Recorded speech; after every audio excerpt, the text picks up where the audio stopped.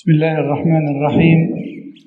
إن الحمد لله نحمده ونستعينه ونستغفره ونعوذ بالله من شرور أنفسنا ومن سيئات أعمالنا. من يهده الله فلا مضل له ومن يضلل فلا هادي له، وأشهد أن لا إله إلا الله وحده لا شريك له، وأشهد أن محمدًا عبده ورسوله صلى الله عليه وعلى آله وسلم. يا أيها الذين آمنوا اتقوا الله حق تقاته ولا تموتن إلا وأنتم مسلمون. يا أيها الناس اتقوا ربكم الذي خلقكم من نفس واحدة وخلق منها زوجها وبث منهما رجالا كثيرا ونساء، واتقوا الله الذي تساءلون به والأرحام إن الله كان عليكم رقيبا. يا أيها الذين آمنوا اتقوا الله وقولوا قولا سديدا يصلح لكم أعمالكم ويغفر لكم ذنوبكم، ومن يطع الله ورسوله فقد فاز فوزا عظيما. أما بعد، فإن أصدق الحديث كتاب الله، وخير الهدي هدي محمد صلى الله عليه وسلم، وشر الأمور محدثاتها، وكل محدثة بدعة، وكل بدعة ضلالة، وكل ضلالة في النار. أما بعد، أحييكم معشر الإخوة والأخوات بتحية الإسلام. السلام عليكم ورحمة الله وبركاته. كنا قد أخذنا في الدرس الماضي أن منهج أهل السنة والجماعة، وإن شئت فقل منهج أهل السنة المنهج السلفي، هو الإسلام على صورته الأولى يوم نزل من فوق 7 سماوات، فهو كتاب وسنة بفهم سلف الأمة لا غير، وأنه محارب من أول يوم إلى يومنا هذا. ومن أبرز العوامل والأسباب في تشويه سمعة هذا المنهج المبارك هو وجود الجماعات الإسلامية الحزبية المعاصرة المتأثرة بفكر الخوارج وغيرهم، فإنهم يحاربون السنة وأهلها من الداخل، ويعينون أعداء الإسلام لمحاربتها من الخارج، كما هو ظاهر مشاهد لكل من نظر في الأمر. وذكرنا أن هذا المنهج السلفي قد ألصق به ما ليس منه، وقد سمي بما لا يليق به. فمن الأسماء المنسوبة إليه السلفية الجهادية، والسلفية السياسية، وهكذا. وكنا قد ذكرنا أنه لا ينبغي تسمية مثل هذه الأحزاب المبتدعة بالسلفية الجهادية، إذ كيف يسمون سلفيون جهاديون وأحكام الجهاد وشروطه غير متحققة فيه، ومفهوم الجهاد الشرعي غير موجود عندهم؟ وكذلك السياسيون، هم لما يقولون السلفيون السياسيون يقصدون بذلك الإخوان، والإخوان ليسوا سلفيين، بل هم مبتدئون إخوانيون. والإسلام فيه سياسة، لكنها سياسة شرعية، لا علاقة بينها وبين السياسة الوضعية هذه. هذا ينبغي أن ينتبه له. وذكرنا أن الطريق الموصل إلى الله عز وجل واحد، وهو الطريق الذي أوحى به إلى نبيه بل إلى أنبيائه. وكلما حاد الإنسان عن هذا الطريق بقليل أو كثير حاد عن الطريق الواحد السريع الموصل إلى الله. وذكرنا قول ابن القيم وهو أنه لا يفتح للعبد إلا من الباب المشروع، إلا من الطريق المشروع والباب المشروع. Donc on a vu, avec un grand résumé, on a vu la semaine dernière que la voie des pieux prédécesseurs, la voie des gens de la sunna et du groupe n'est autre que l'islam sous sa forme première, c'est-à-dire le Coran et la tradition prophétique, le sunna authentique, et ce avec l'interprétation des premiers, comme les Sahaba, les Tabi'in, les Tabi'in. Et on a vu que cet islam a toujours été, cet islam du premier jour, a toujours été combattu. Que cela soit de l'intérieur de la communauté musulmane, par les ennemis de la sunna, c'est-à-dire les gens de la bid'ah, ou que cela soit de l'extérieur de la communauté de la part des ennemis de l'islam, qui sont aidés et épaulés par les gens bid'ah. Comme cela est clairement visible pour quiconque ouvre les yeux. Qui est-ce qui aide aujourd'hui les ennemis de l'islam à attaquer Ahl Sunnah wal Jama'a? Ce sont les gens bid'ah, parmi les Ikhwan, les Soufiyya, les Asha'ira, et j'en passe. Regardez, subhanallah, Khawarij, on en parle quelque temps parce qu'ils ont fait un attentat ou deux, puis on n'en parle plus. Ça, là. Par contre, Salafiyun, on n'arrête pas. Salafiyun ceci, Salafiyun cela, Salafiyun ceci, Salafiyun cela, comme si c'était la lèpre, comme si c'était le pire des gens.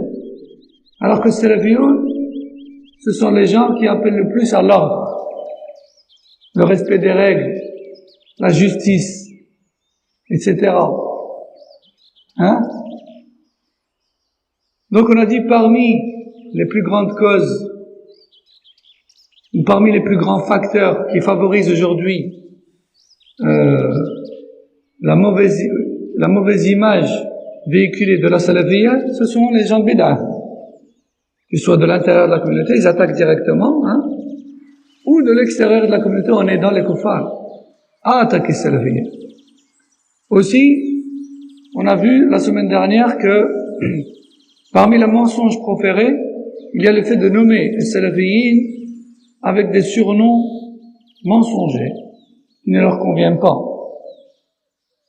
et de diviser la vérité qui est salafiyya en plusieurs, en disant par exemple salafiyya du djihad, la salafiyya de la politique, hein, salafiyya djihadiyya, salafiyya politique, salafiyya quiétiste ou shuyukhiste, comme ça dépend, parfois ils nous appellent quiétistes, parfois ils nous appellent shuyukhistes, etc. Et tout cela n'existe pas. Salafiyya hiya salafiyya. La salafiyya, c'est la salafiyya, il n'y en a pas deux. Tout comme l'islam, c'est l'islam, il n'y en a pas deux. Vous voyez que ça, on a expliqué en détail la semaine dernière. Et on avait dit que le groupe de salafiyya al-jihadiyya, par exemple, qui sont khawarij, hein, on appelle un chat, hein, ce que eux appellent salafiyya al-jihadiyya, sont khawarij. On avait dit qu'on ne peut pas les appeler salafiyya al-jihadiyya. Premièrement, parce que le djihad, avec sa définition légiférée, et ses conditions et ses règles, ne sont pas acquis chez ces gens-là. Ils ne connaissent pas le djihad sous sa vraie forme et avec ses règles. Sinon, ils ne feraient pas ce qu'ils font là, parce que c'est pas du djihad. Et deuxièmement, comme il dit Cheikh Farkous, hafidahullah ta'ala, le fait de dire salafiyya jihadiyya huwa tahjirun lilhaq fi juz'in minhu. Le fait de dire salafiyya jihadiyya, salafiyya du djihad, c'est comme si on était en train de restreindre toute la vérité qui est l'islam, tout entier, authentique, dans une infime partie de celui-ci. Et le djihad, avec toutes ses règles, etc., hein, c'est qu'une partie de l'islam. C'est pas tout l'islam.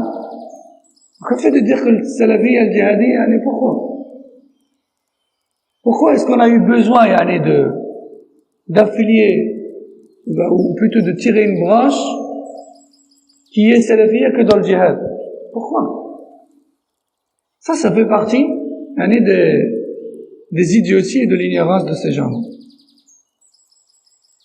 Enfin, on a vu aussi qu'il y a un seul chemin qui mène à Allah Azza wa Jalla et à son agrément.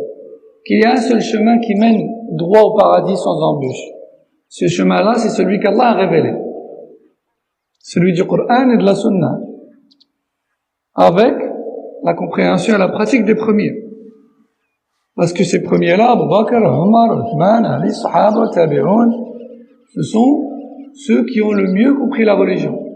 Parce qu'ils l'ont apprise auprès de l'envoyé, alayhi salam. Sahaba. Et ensuite, le Tabi'un, ils l'ont appris auprès de ceux qui l'ont vu de leurs yeux, cette pratique. Et ainsi de suite. Et à chaque génération, ceux qui suivent les précédents, qui ont suivi les précédents, ceux-là, ce sont salafiyya. Ce sont les suiveurs des salafs, suiveurs des ancêtres. Voyez? On est arrivé ici. قال الشيخ وقد أمرنا الله عز وجل عند التنازع بالرد إليه وإلى رسوله صلى الله عليه وسلم والرد إلى الله هو الرد إلى كتابه والرد إلى رسوله صلى الله عليه وسلم هو الرد إليه في حال حياته وإلى سنته بعد وفاته قال تعالى فإن تنازعتم في شيء فردوه إلى الله والرسول إن كنتم تؤمنون بالله واليوم الآخر ذلك خير وأحسن تأويلا فكلمة شيء في قوله فإن تنازعتم في شيء هنا نكرة في سياق الشرط فتعم كل اختلاف التضاد في الأصول والفروع يقول ابن القيم رحمه الله ولو لم يكن في كتاب الله وسنة رسوله صلى الله عليه وسلم بيان حكم ما ولو لم يكن في كتاب الله وسنة رسوله صلى الله عليه وسلم بيان حكم ما تنازعوا فيه ولم يكن كافيا لم يأمر بالرد إليه لو لم يكن في كتاب الله وسنة رسوله صلى الله عليه وسلم بيان حكم ما تنازعوا فيه ولو لم يكن كافيا لما أمر الله بالرد إليه إذ من الممتنع أن يأمر الله تعالى بالرد عند النزاع إلى من لا يوجد عنده فصل النزاع انتهى كلامه في إعلام الموقعين. Donc Allah Jalla wa Ala nous a ordonné lors de toute divergence sur le plan religieux de ramener cela à son messager sallallahu alayhi wa sallam et de régler cette divergence-là et ce désaccord-là auprès du messager d'Allah alayhi wa sallam. De son vivant, c'est en se rendant chez lui et on le questionne. Après sa mort alayhi wa sallam, on fait quoi? Ceux qui assistent à Kitab al-Tawhid. Non, mais si on veut ramener ça au messager d'Allah alayhi wa sallam. Non, mon compagnon, mais les compagnons ne parlent pas d'eux-mêmes. Ils répètent ce que le Rasul sallallahu alayhi wa sallam leur a enseigné, ça. Donc focalisons-nous sur le messager d'Allah alayhi wa sallam en tant que juge dans nos conflits et nos désaccords. De son vivant, on ramène à lui directement. Et après sa mort, à ses enseignements mémorisés, retranscrits, retransmis, à sa sunna. Après sa mort, on ramène à la sunna. Voyez? Allah Jalla wa Ala dit dans le Coran, dans Surat An-Nisa, verset 59 qui a pour sens, si vous vous disputez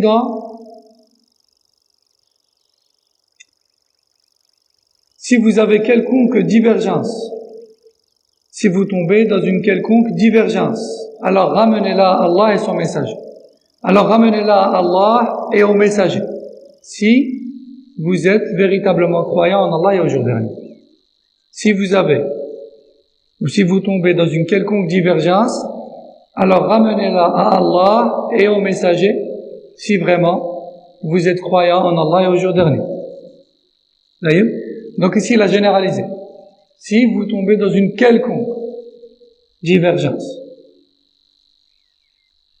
Ibn al-Qayyim rahimahullah dit, s'il n'y avait pas dans le Coran et dans la Sunna solution aux divergences religieuses, jamais Allah nous aurait ordonné, ou jamais Allah nous aurait orienté vers le Coran et la Sunna pour régler nos divergences et nos désaccords. Et le Coran et la Sunna contiennent les solutions aux divergences, que celles-ci fassent partie des fondements ou des subdivisions. C'est-à-dire qu'il n'y a pas de sujet religieux qui a causé une quelconque divergence entre nous sans que cette solution soit dans la révélation d'Allah subhanahu wa ta'ala.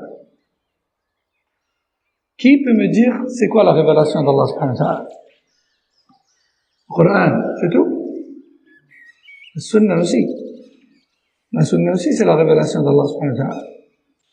Le Rasul sallallahu alayhi wa sallam dit, ala anni utitu al-Qur'an wa mithlahu ma'ah. N'est-ce pas que j'ai reçu le Coran, ils sont semblables avec. C'est quoi son semblable? La Sunna. Parce que Sunna, c'est ce qu'il l'explique.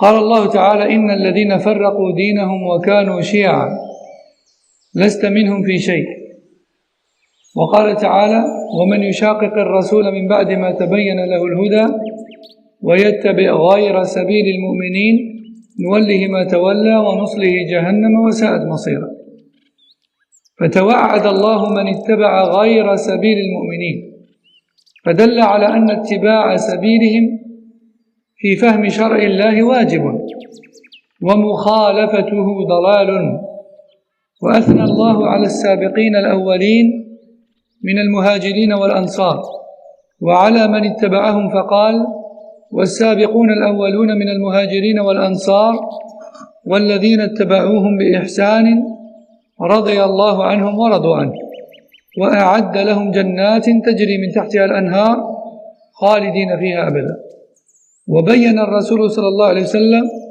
أن خير الناس قرنه ثم الذين يلونهم ثم الذين يلونهم قال صلى الله عليه وسلم خير الناس قرني ثم الذين يلونهم ثم الذين يلونهم رواه البخاري في صحيحه وأمر صلى الله عليه وسلم باتباع سنته وسنة خلفائه الراشدين وحذر من مخالفتهم فقال صلى الله عليه وسلم عليكم بسنتي وسنة الخلفاء الراشدين المهديين من بعدي تمسكوا بها وعضوا عليها بالنواجذ وإياكم ومحدثات الأمور فإن كل محدثة بدعة وكل بدعة ضلالة رواه أبو داود والترمذي وابن ماجه وهو حديث صحيح.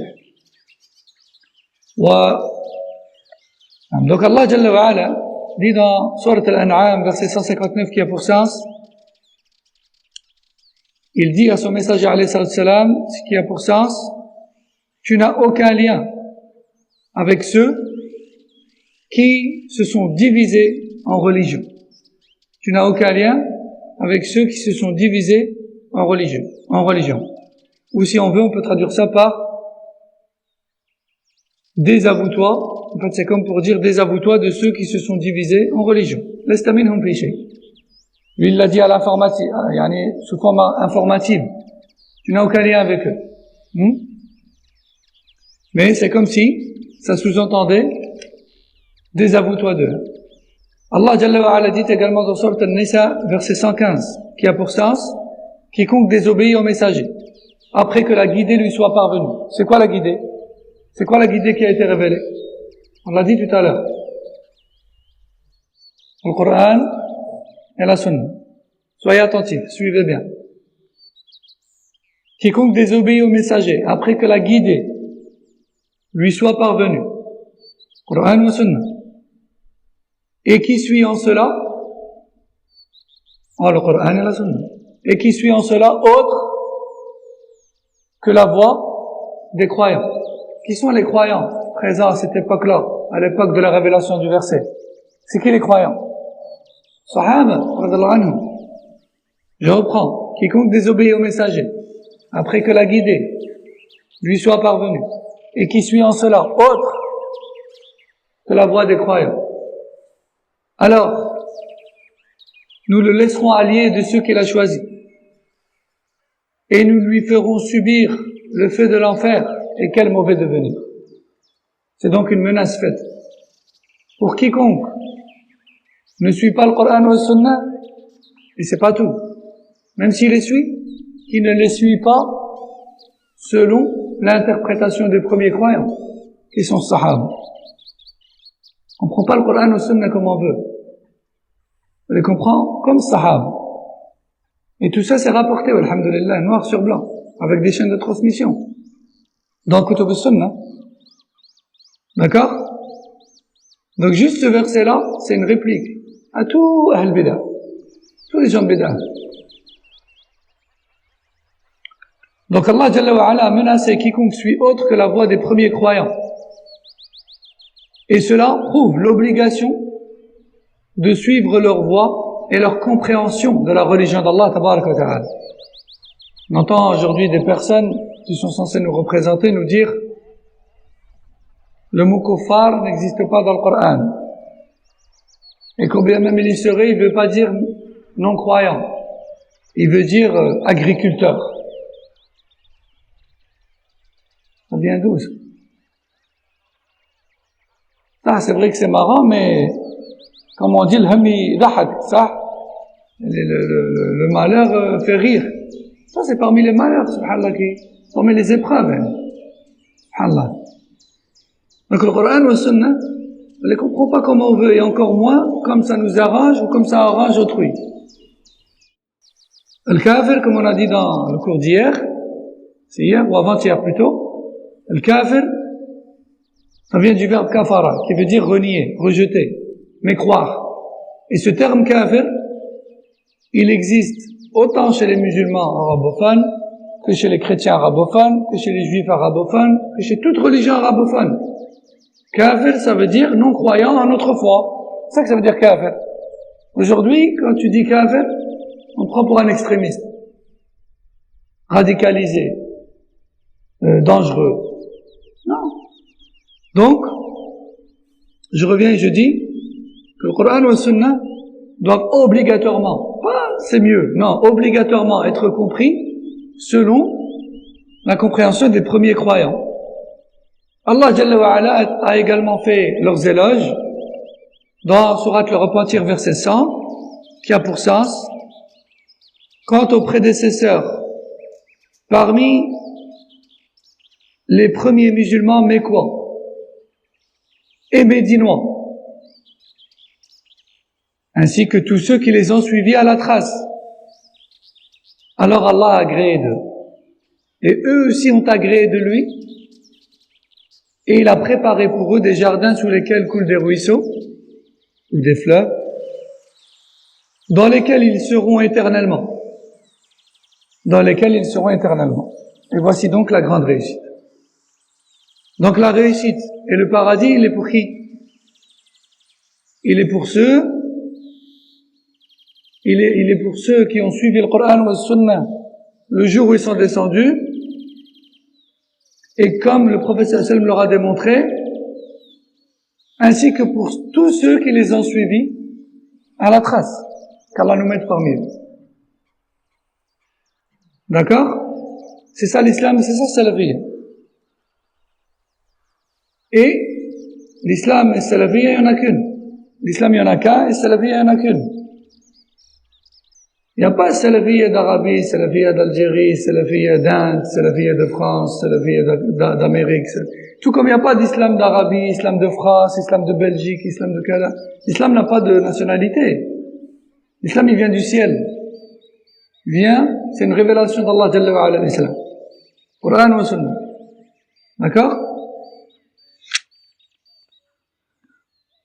Et le prophète sallallahu alayhi wa sallam nous a également informé que les meilleures des générations sont la sienne puis les deux suivants. C'est-à-dire que les deux meilleures générations, c'est-à-dire que les trois générations qui ont le mieux compris l'islam et le mieux pratiqué l'islam, les trois générations que l'on doit prendre pour référence et exemple, ce sont tout d'abord sa génération à lui, alayhi salam, c'est-à-dire Sahaba, puis leurs élèves, Tabi'un, et enfin, Atba' Tabi'in, les élèves de leurs élèves. D'accord? Le prophète sallallahu alayhi wa sallam a dit dans le hadith rapporté par le Bukhari, les meilleurs des gens sont ma génération, puis celle qui les suit, puis celle qui les suit. Et le Rasul sallallahu alayhi wa sallam nous a ordonné de suivre sa pratique, sa sunnah, qui est également celle de ses califes, bien guidés. Et non seulement il nous a ordonné de suivre cette sunnah, mais il nous a également mis en garde contre sa contradiction. Il a dit, alayhi salatu wassalam, suivez ma pratique et celle de mes califes, bien guidés après moi. Accrochez-vous-y et serrez-la avec vos mollets et prenez garde aux inventions, prenez garde aux nouveautés et sachez que toute nouveauté religieuse est une innovation et que toute innovation est égarement. Mais dans une version, et que tout égarement est en enfer, est voué au feu. Rapporté par Abu Daoud, Tirmidhi et Ibn Majah. Et c'est un hadith authentique. ووصف صلى الله عليه وسلم الفرقة الناجية بقوله ما أنا عليه اليوم وأصحابي كما جاء عند أبي داود والترمذي وابن ماجه أيضا. فدلت هذه النصوص وغيرها على وجوب اتباع الكتاب والسنة ووجوب اتباع سبيل المؤمنين. Le prophète sallallahu alayhi wa sallam a donné un descriptif afin de reconnaître et de se joindre au groupe sauvé qui restera sur les traces du noyau de cette communauté, des premiers de cette communauté. Comment les reconnaître? Lorsque les compagnons qu'Allah les agrée lui ont posé la question, qui sont-ils? Il a dit, ce seront ceux, il n'a pas donné des noms, il n'a pas donné des origines, il n'a pas donné des descriptions physiques, il n'a pas donné des lieux géographiques. Il a donné une description. Il a dit, ce seront ceux qui suivront à la trace ce sur quoi je suis moi aujourd'hui et mes compagnons. Et ils lui ont pas dit comment ils seront en religion. Ils lui ont dit qui sont-ils? Et bien sûr, ce serait très long d'énumérer ou de citer tout Ahl Sunnah. Par contre, il a donné le descriptif qui les rassemble tous. Ce seront ceux qui suivent à la trace ce sur quoi je suis moi aujourd'hui et mes compagnons. Et tout ça c'est retranscrit dans les livres de Salaf. Si on veut être sûr d'être sur leur voie et leur fondement et leur compréhension de la religion, tout est retranscrit. Il suffit de chercher, d'apprendre auprès de l'ulama, dans les dolos de l'ulama, dans les livres de l'ulama, et de suivre. Dans le Coran, on a les livres de l'hadith, après on a les livres de l'aqida écrits par les salafs, dans lesquels ils ont retranscrit tous leurs fondements et leurs croyances. Sharh usul al-sunnah al-jama'a al-laka'i, al-ibana, ibn Battah, usul al-sunnah, l'imam Ahmed, al-sunnah al-khallal, sharh sunnah barbahari, etc. Tous ces livres-là, écrits par les salafs, ce sont des traces qu'ils ont laissées pour les musulmans après eux, pour les informer de ce sur quoi ils étaient, et ce sur quoi tout musulman doit obligatoirement être. C'est conserver tout ça, walillah alhamd. Il suffit de chercher, apprendre et suivre. وأولى المؤمنين الذين يجب اتباع سبيلهم أو يجب اتباع سبيلهم هم أصحاب رسول الله صلى الله عليه وسلم كما تقدم قول ابن القيم وكل من الصحابة منيب إلى الله تعالى فيجب اتباع سبيله وأقواله واعتقاداته من أكبر سبيله كما جاء في إعلام الموقعين. وقال ابن مسعود رضي الله عنه اتبعوا ولا تبتدعوا فقد كفيتم.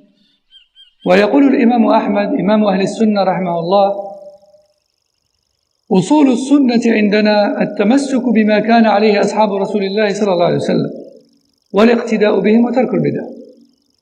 هذا كلام جامع مختصر. أصول السنة ما كان عليه الصحابة، ما كان عليه الصحابة ولم يختلفوا فيه أبدا. هذا هو أصول السنة. قال الإمام أصول السنة عندنا التمسك بما كان عليه أصحاب رسول الله صلى الله عليه وسلم والاقتداء بهم وترك البدع. Donc, on a dit que l'islam, c'est le Coran ou le Sunna, avec l'interprétation des premiers.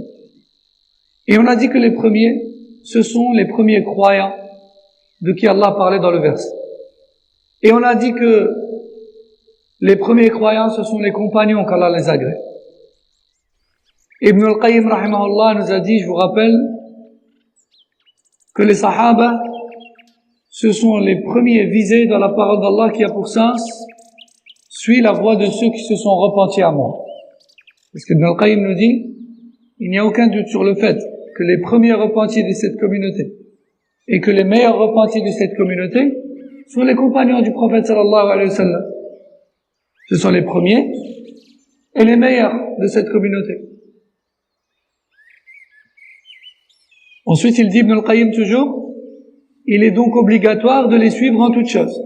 Et les choses les plus importantes dans lesquelles tu te dois de les suivre, ces compagnons-là, ce sont leurs dogmes et leurs paroles. C'est bien d'apprendre comment ils étaient dans leur comportement, comment ils étaient dans leurs transactions, etc. C'est très bien, mashallah, ça fait partie des choses importantes. Mais plus important encore, leur croyance. On voit des gens aujourd'hui se rassembler dans les mosquées, voyager par-ci par-là au nom de la da'wah, etc. Passer leur temps à apprendre adab al-julus, ou adab al-akl, ou adab al-shurb, ou adab al-nawm, ou adab kada. Le bon comportement dans le manger, le bon comportement dans la boisson, le bon comportement de s'asseoir, le bon comportement pour dormir, le bon comportement... Kada, c'est bien, c'est bien. Mais il y a plus important, parce que ces gens-là, ils n'apprennent pas de tawhid. Ils n'enseignent pas de tawhid. Le premier pilier de l'islam, la ilaha illallah, ils l'enseignent pas, ils l'apprennent pas, ils veulent pas en entendre parler. Dès que tu leur en parles, ils mettent leurs doigts dans les oreilles. Subhanallah. Comme si tu leur parlais de quelque chose de gravissime. Comme si tu leur parlais d'un péché. Alors que c'est le premier pilier de l'islam. Et puis ils te disent, uskut la tahaddath an hadha fa hadha yufarriq. Ils disent, parle pas de ça. Pourquoi? Mais ça divise, ça. Pourquoi tu veux encore diviser les musulmans? Subhanallah, c'est ça qui les unit. C'est ça qui les a unis le premier jour. Quand ils se sont écartés de ça, ils se sont divisés. Le but aujourd'hui, c'est de les réunir, ça. Est-ce possible de les réunir avec autre chose que ce avec quoi Allah les a réunis le premier jour? C'est pas possible. Imam Malik, rahmallah, il dit, La yuslahu akhir hadhihi al-umma, illa ma aslaha wala. Rien ne réformera cette communauté, si ce n'est ce qui a réformé les premiers d'entre elles. Cheikh Ubayd al-Jabiri hafidahullah dit ما الذي أصلح أول هذه الأمة يا إخوان والله هو التوحيد. Qu'est-ce qui a réformé les premiers de cette communauté? Cheikh Ubayd dit par Allah, c'est le tawhid, rien d'autre. C'est le tawhid qui a uni l'umma. C'est pas avec l'adab que tu vas unir l'umma, que tu vas la remettre à son apogée. C'est important l'adab, mais c'est pas ce avec quoi Allah a uni les cœurs de Sahaba. Ça, c'est important, mais ça vient par faire après. Mais la base, elle est où?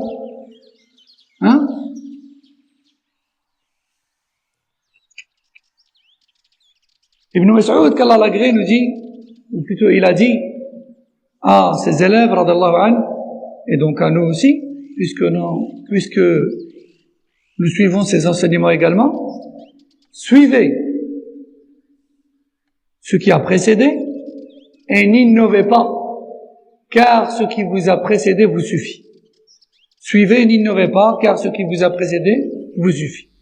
Subhanallah, à notre époque, le calendrier, vous savez ce calendrier là avec les heures de prière des mosquées là, sur les côtés des calendriers, les événements, les fêtes, etc. Mais subhanallah, chaque année, il y a un événement supplémentaire qui se rajoute sur le côté de ce calendrier. Bientôt, il n'y aura plus de place. Et bientôt, ils vont devoir placer les événements dans les cases des jours, comme dans les calendriers grégoriens. Saint ceci, Saint cela. Vous avez déjà vu les calendriers grégoriens? Saint Christophe, Saint Michel, Mais subhanallah, les gens de bid'a, tellement ils ajoutent, tellement ils innovent, bientôt il n'y aura plus de place sur le côté de ce calendrier. Chaque année, ils fêtent quelque chose de nouveau. Ibn Mas'ud nous dit, suivez et n'innovez pas. Ce qui vous a précédé vous suffit. Alors, aujourd'hui, malheureusement, on voit que les gens, non seulement ne pratiquent pas ce qui a été enseigné par les premiers, mais en plus de ça, ils innovent de nouvelles choses, comme si c'était pas suffisant. L'imam Ahmad, rahimahullah, dit, les fondements de la sunna chez nous résident dans l'attachement à ce sur quoi étaient les compagnons du messager d'Allah, sallallahu alayhi wa sallam, de les prendre en exemple dans toutes choses, et de délaisser toute innovation, et de délaisser les innovations. Fin de citation. فالواجب على كل مسلم هو اتباع الكتاب والسنة بفهم السلف الصالح، ورغبة مني في المشاركة في الدروس التي تلقى في كلية الشريعة بالجامعة الإسلامية بالمدينة النبوية بقسم النشاط، فقد ألقيت والحمد لله عدة دروس تتعلق بالمنهج الصحيح، منهج السلف الصالح، لأن السلفية تعني اتباع دين الإسلام على ما كان عليه أصحاب رسول الله صلى الله عليه وسلم ومن تبعهم على منهاجهم. وقد رغب مني بعض الإخوة أن أطبع هذه الدروس، فراجعتها وأضفت إليها بعض الإضافات المتعلقة بالموضوع، ورأيت من المناسب تسميتها كنت سلفيا على الجادة. وقد تضمنت الأمور التالية: المقصود بالسنة، المسميات الشرعية لأهل السنة والجماعة، المقصود بالسلف، وجوب إظهار مذهب السلف، جواز الانتساب إلى السلف والتلقب بالسلفية، منهج السلف في العقيدة، أهم مميزات المنهج السلفي، منهج أهل البدع والأهواء، طريق الخلاص وهو الاتباع وترك الابتداع، أهم علامات أهل الزيغ، بعض القواعد في المنهج السلفي. هذا باب مهم جدا. قاعدة في الأمر بالمعروف والنهي عن المنكر، قاعدة في العبادات، قاعدة في أن مدار الدين على العلم النافع والعمل الصالح، قاعدة درء المفاسد مقدم على جلب المصالح، قاعدة أن الأحكام الأصولية والفروعية لا تتم إلا بأمرين، وهما وجوب الشروط وانتفاء الموانع. الباب الذي بعده موقف السلف من المبتدعة، الحذر والتحذير، الرد على المخالف، الأبواب التي يجوز فيها الغيبة والجرح عند علماء الإسلام، شروط جواز غيبة المبتدع، عقوبة من والى المبتدعة. أسأل الله تعالى أن يرزقنا الإخلاص في القول والعمل، وأن يوفقنا والمسلمين للعلم النافع والعمل الصالح، وأن ينفع بما كتبت. Donc le cheikh clôture cette introduction en disant: il incombe donc obligatoirement à tout musulman et musulmane de suivre le Coran et la sunna authentique du prophète sallallahu alayhi wa sallam, avec l'interprétation des premiers de cette communauté, les plus prédécesseurs. Le cheikh dit le contenu de ce livre était en fait ce sont des écrits que j'avais préparés et que j'ai en fait lus dans des conférences lors d'un séminaire qui a eu lieu, ou plutôt dans des cours que j'ai donnés dans la faculté de la Sharia au sein de l'Université islamique de Médine, afin d'éclaircir la bonne voie à suivre. Car la bonne voie à suivre, c'est celle des premiers de la communauté. C'est la salafiyya. Et la salafiyya, c'est l'islam sur lequel étaient les compagnons du prophète sallallahu alayhi wa sallam. Puis ensuite, quelques frères ont voulu que je fasse imprimer ces écrits-là afin d'en faire profiter la communauté. Et j'ai donc décidé de réviser mes écrits, de faire quelques corrections, d'ajouter quelques détails et puis ensuite je lui ai donné comme titre « Sois salafi comme il se doit ». Suis les pieux prédécesseurs comme il se doit. Et voici les différents chapitres contenus dans ce livre, Inch'Allah, qu'on verra dans les cours à venir. Donc je vais les citer rapidement. La définition de la sunna, les différents noms des gens de la sunna et du groupe, ce qui est voulu par le terme salaf, l'obligation de laisser paraître et l'obligation de laisser paraître la pratique et la voie des salaf, l'autorisation de l'appellation salafi, donc l'affiliation salaf, la voie des salaf sur le plan dogmatique, donc dans la aqida, dans la croyance, les points les plus importants qui distinguent la voie des salaf du reste des voies, la voie des gens de bid'a et des passions, le moyen, l'unique moyen et l'ultime moyen pour se débarrasser de la division et du chaos dans lequel se trouve la communauté aujourd'hui n'est autre que le suivi des premiers et le fait d'abolir l'innovation. Les signes distinctifs les plus importants des gens de l'égarement.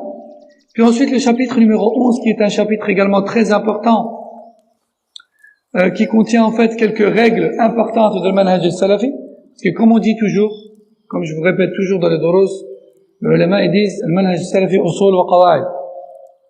La voie des salafs, elle est composée de fondements et de règles. Quiconque a pour conviction tous ces fondements-là, sans exception, et quiconque respecte et reconnaît les règles puisées de la révélation et formulées par les salafs, alors il est salafi. Quiconque contredit un seul de ces fondements-là, voire plus, il a innové, il est sur une fausse voie. Et après éclaircissement et établissement de la preuve, s'il refuse toujours, bien qu'il ait compris, etc., son cas est exposé aux gens de science, et il leur appartient de droit. Et s'il est prêcheur, peut-être même que cela devient obligatoire, c'est pas peut-être, c'est sûr, de mettre en garde contre lui en lui attribuant le titre d'innovateur et égaré. Et tout ça on verra, Inch'Allah, au moment venu. Al-Muhim, quelques règles du manhaj salafi. Règle numéro 1, qu'on va voir, c'est donc une règle liée au conseil porté à autrui. Comment conseiller autrui? Règle numéro 2, une règle concernant les adorations. Règle numéro 3, la priorité doit être donnée à la propagation de la science et la mise en application de celle-ci. On verra ça en détail, Inch'Allah. La règle numéro 4 qu'on va voir, c'est que la priorité doit toujours être donnée au moindre mal. On fait toujours passer le moindre mal. Dit autrement, la fausseté de la règle qui dit la fin justifie les moyens. Vous connaissez ce proverbe? La fin justifie les moyens, qui est utilisé par certaines sectes de l'islam, comme les Ikhwan et autres, Khawarij, etc. Quand tu leur dis, mais là, t'es en train de faire des catastrophes, là. Là, t'es en train de faire plus de mal que de bien. Tu dis, mais c'est pas grave. C'est pour qu'à la fin, on ait charia. Mais le sang des musulmans, il coule à flot. Comment? Où tu vois le bien? Tu dis, mais quand tu lui dis, mais regarde tous ces personnes âgées, ces enfants, ces femmes qui meurent gratuitement. Il te dit, mais de tadhiyat. C'est des sacrifices. Faut sacrifier pour avoir ce qu'on veut. Sacrifie tes enfants, sacrifie ta femme. C'est pas comme ça que ça se passe en islam. En islam, on fait passer le moindre mal. En islam, il n'y a pas cette règle qui dit la fin justifie les moyens. En islam, il y a des règles qu'on doit respecter. Et ça, on verra en détail aussi, Inch'Allah. Enfin, aussi, on verra que n'importe quel jugement ou verdict religieux ne peut être appliqué qu'après que les conditions soient réunies et que les empêchements à ce verdict soient écartés. Chapitre suivant, la position des salafs face aux gens de l'innovation était la prudence et la mise en garde contre eux. Chapitre numéro 13, la mise en garde contre toute contradiction à la sunna et ses auteurs. Chapitre numéro 14. Quelles sont les situations exceptionnelles dans lesquelles il est permis de parler sur autrui et sans que cela ne soit considéré comme une médisance. Sans que cela ne soit considéré comme une médisance. On verra ça en détail, Inch'Allah. Chapitre numéro 15. Quelles sont les conditions pour parler sur un égaré en tant que personne de science? Quelles sont les conditions pour parler sur un égaré? Alors oui, effectivement, parler sur un égaré, mettre en garde contre lui, etc., c'est permis comme on va voir. Ça fait pas partie de la médisance interdite. Mais c'est pas parce que c'est permis que ça fait pas partie de la médisance interdite que, on peut dire tout ce qu'on veut. Au point d'atteindre l'honneur et de se moquer ou d'insulter ou des choses comme ça. Il y a des limites. D'accord? On verra ça, Inch'Allah. Et enfin, le dernier chapitre qu'on verra dans ce livre, c'est la sentence méritée par celui qui prend pour allié les innovateurs. La sentence méritée par celui qui prend pour allié les innovateurs et les égarés. Et enfin, le cheikh, il dit à la fin de cette introduction, je demande à Allah subhanahu wa ta'ala de nous donner à tous des intentions pures dans nos paroles et nos actes, et de donner à tous les musulmans le succès dans l'apprentissage de la science bénéfique et sa mise en application, et qu'il fasse profiter tous lecteurs et auditeurs de ce que j'ai écrit. Wa sallallahu wa sallama wa baraka ala nabina Muhammad wa ala alihi wa sahbihi ajma'in. Et on va s'arrêter ici pour aujourd'hui. Assalamu alaikum wa rahmatullahi wa barakatuh.